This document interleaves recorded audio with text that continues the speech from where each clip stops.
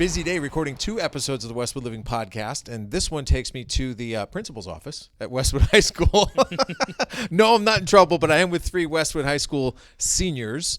From my left to right, we have Hank Murray. How are you, Hank? I'm great. How are you? Fantastic to see you again. Next to Hank is Michael Mansour. How you doing? I'm doing great. How are you? Fantastic. Great job singing the national anthem on Westwood Day, by the way.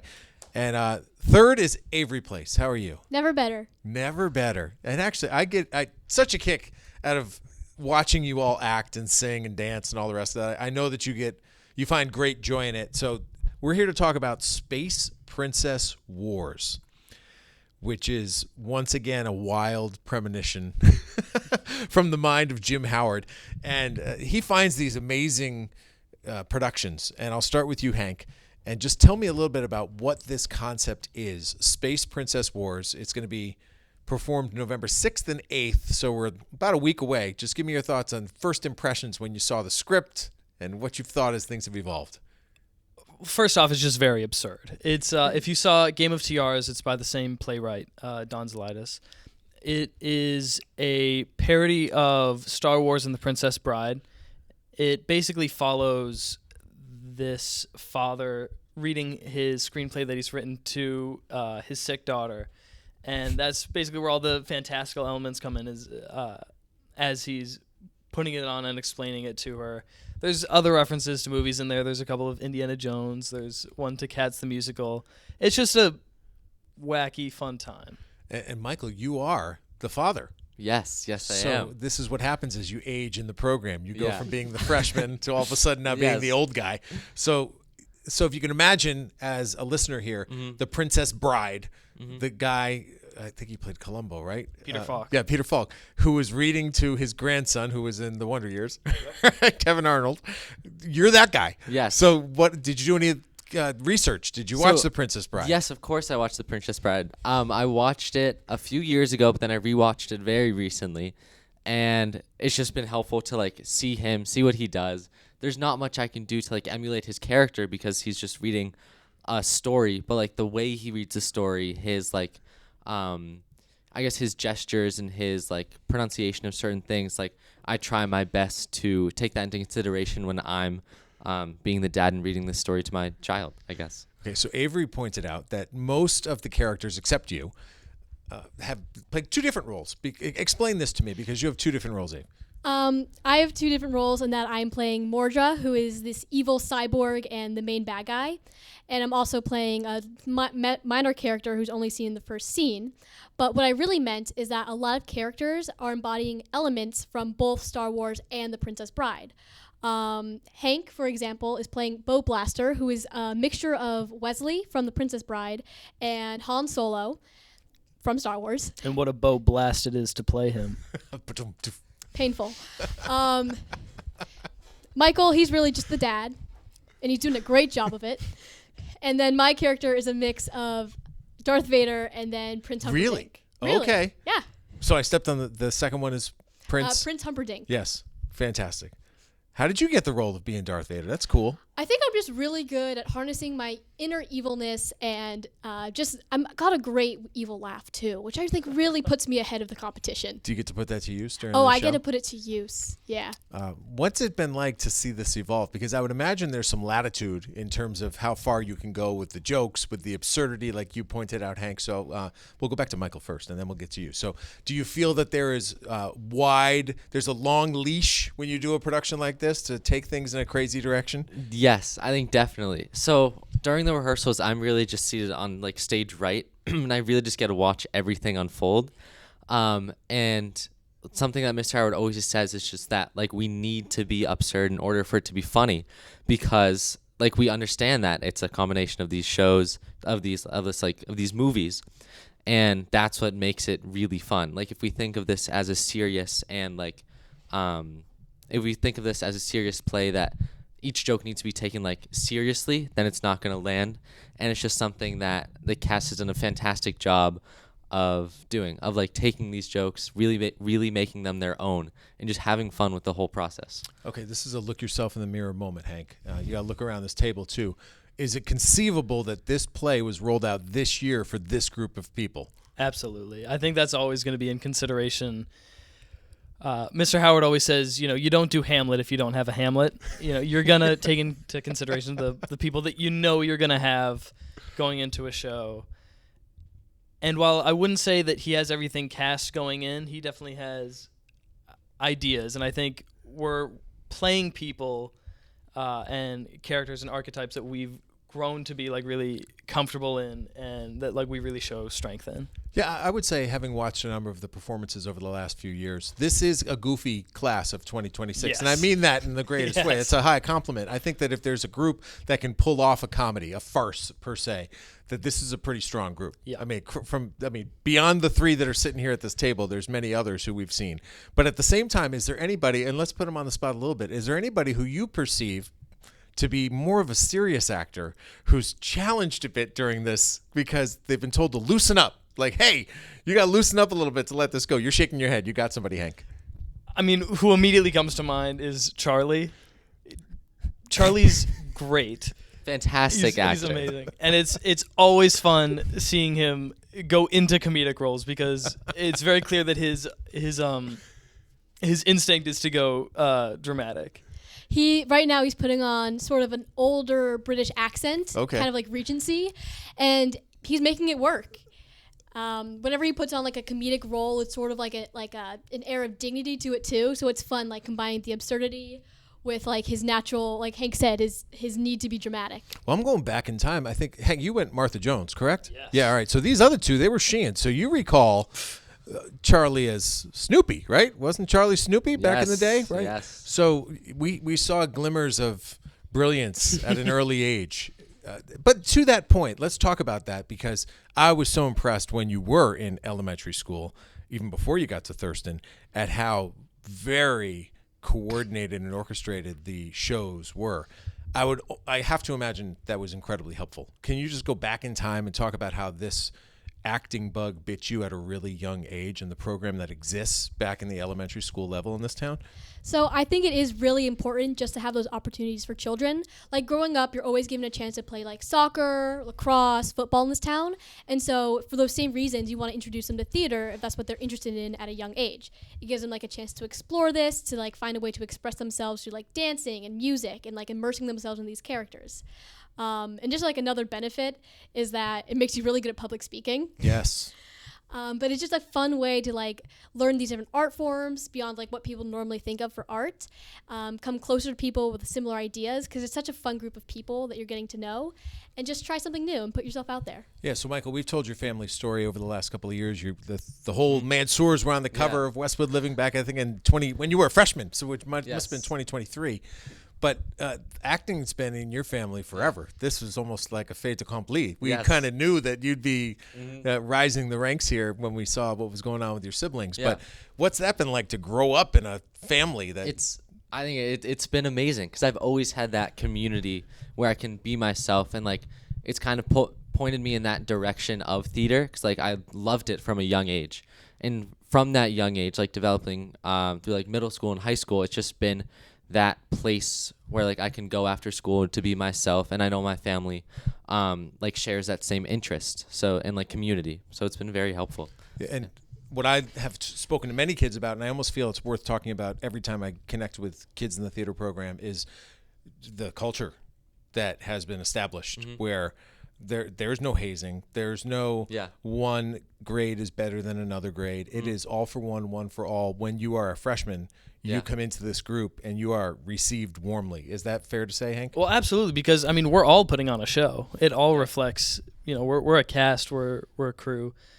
It's vital to the success of the show that we all work together, and part of that is creating such a strong environment both on and off the stage. You can't have good chemistry between your castmates on stage if you can't, joke and kid around with them backstage. Yeah, it's almost dyed in the wool, Avery, that it's expected. And I'm sure that you were embraced warmly 3 years ago when you were a freshman. So it's your responsibility now to assume that role of mentor. Of course, you want them to feel like comfortable and just like embracing the dramatic. Mr. Howard told us that like self-consciousness is like the enemy of acting, because especially in a play like this where you have to be like absurd and over the top, you can't feel like these people are judging me, I'm doing a bad time, I'm doing like a bad job, I'm making a fool of myself. You want to feel like comfortable around these people so you can like deliver the best that you can. Very cool. One thing that I learned right before we started recording is that everyone has multiple jobs here, including Hank, who's also in charge of lighting or just on the lighting team. I'm the designer, so I'm doing it all. I'm gonna be here until 10:30, 11 o'clock tonight, finishing up, and then over the course of the next 2 weeks, I tweak it. I teach our crew members how to run the lights where it fits into the script. I love doing it. Yeah, I want to hear more about what drew you into that. How do you fall in love with that, and how do you learn more about it? I've always loved the theater. Ever since I was 3 and I saw Beauty and the Beast at Citizens Bank Opera House. What I think people don't often realize is that you can love being in a theater and not just be an actor. And that's what I thought it meant for a while, because I do love acting. But my freshman year, Jeremy Stern, who was a senior, he was the lighting designer. He had done the lights for 12th Night, and we were both crew members on the 6th grade play. And I was just watching him work the machines, typing in cues and everything, and I was like, that seems really cool. So over my freshman year, he taught me all of the basics about lighting and sound design, and through my sophomore and junior years, I just fell in love with it. If there's an event at the Westwood High School auditorium, you can usually see me in the back, lights, sound, working the rigging in the back of the stage, where we bring all the curtains and the drops in. And it was Much Ado About Nothing last year, our fall play, where it was the first Westwood show that I ever designed lights for. Congratulations. Thank you. Yeah, it's awesome. I one of my favorite things about high school has been that opportunity. Little trivia for you. My college roommate, lighting designer, professionally right now. And it started in high school and then carried on to college at BC, and now he's a professor, believe it or not, of a theater department in California. So there's opportunities for further advancement here. Beyond your acting in this specific play, what other responsibilities do the two of you have? Michael, you can go first. In this play specifically, I'm the fight captain, which means that there are a bunch of moments in the show where the actors use lightsabers, and we had the lightsaber coordinator come in, and I was just kind of like in his shadow, making sure everyone is safe using lightsabers, because that's the most important thing. And yeah, that's really it. Yeah. Minimal injuries on his watch. Fight choreography. Do you have the sound effect? Who's in charge of sound? Do you have the little lightsabers? That's I think that's going to be Reese. I'm glad it exists. Mr. Howard chooses what we use, and then I think it'll be Reese who runs it. Awesome. Avery? So I don't have, unlike these two, I don't have like an official job, but as a senior, I try to do my best to make sure like everybody's needs are being met. All of like the props that were painted earlier in the day are moved off the stage. I try to help out with costumes when I can. When we have a wonderful costume designer. She comes in, she runs a shop, her name is Regina, and it's a lot of work coordinating everybody's like costume changes, getting everyone's measurements. So I just see if I'm not doing something immediately important, I go back there and see, hey, do you need me to hang up some pants? Do you need me to like label some clothing, some costumes? What can I do for you? And so it's really just about seeing what you can do and not being idle in the meanwhile. This is cool. All right. While I have you, I'm going to ask you questions. No pressure. I'm not asking where you're going, how the application process is going, any of that stuff, but just very broadly, is this something you want to continue? Wherever you go, do you want arts at the collegiate level to be a part of what you do? Whoever wants to go first, go ahead. I'll start. That's Hank. Definitely lighting. Lighting, I'm definitely pursuing in college, and I'm gonna keep acting kind of in my periphery. I'm going to do it here and there where I can. And if it pans out, then it does. And if it doesn't, that's okay. But, I've always said that I don't think I'll ever truly be able to leave a theater. And I think that has really taken its form in my affinity for lighting design. Nice. How about you? You got to do something, right? Yeah. I can't. No, it's over, Tom. I'm done. My whole life I've been doing this, but it ends 2026. Yes. So for theater, I think I definitely want to continue it, but I think more of a crew standpoint, because like I'm in love with the piano. I've been playing piano my entire life. And I am interested in music directing a show in college, but also being the dance captain, because I danced all the way up until high school, and that could be something that I want to continue. So definitely trying to find opportunities to be the music director, dance captain, and then I 100% want to continue a cappella in college as well. And if the moment comes up to audition for a show that I'm really interested in, then I would totally do it. Nice. Good for you. More trivia? Music director of an a cappella group in college. You're looking at him right here. Can you believe it? Bostonians at Boston College. All right, I have a secondary question for you after you answer this one, Avery. Go ahead. I was going to ask if you were like a tenor or a bass, but You know, they actually had a specific description of what I could do that I can't say out loud on this podcast, but I have a very wide range. And I initially started the group as a bass, but they realized I could sing the tenor parts, so they said, we're going to shift you over there because those are somewhat more difficult. Yeah. So that it was called a part blank, which I'll share with you when we're done. But continue. So what do you anticipate doing next year? So theater, like the other two, is definitely something I want to pursue. A lot of the colleges I'm looking at have like a wider range of theater clubs, from like improv to like more scripted things. I've also done like a lot of programs in script writing, so I know that's something I really do enjoy doing, the entire creative process. So whether I'm just like an actor on a stage or just like working on tiny scripts I'll never see the light of day, I definitely, like Hank said, I don't think I can ever leave the theater either. And whether that's like as an actor, a script writer, or a ghost trapped in a theater, who knows? We'll see. Okay, now you have the unique situation of having a twin sister, and one of the things I have always admired about your family and your parents is that the two of you have always had different lives on purpose, right? Different groups of friends, you've done different things, been involved in different things. What's the philosophy there? Have you thought about, do you want to continue your education with Molly? Do you want to go together, or will that trend continue, you think? So with the college tours, we can't always like see separate schools. A lot of the times we're seeing them together, and it happens that a lot of what we want in a school is perfectly aligns, but we're not trying like on purpose to go to the same school. If we end up together, it will be great because we know we'll have a support system, somebody to rely on when we're there.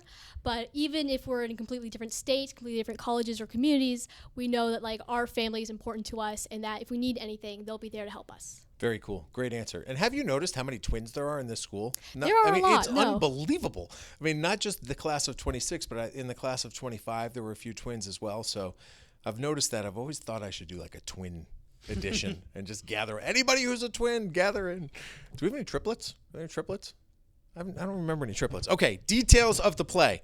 Would somebody like to tackle this, or would you like me to do it?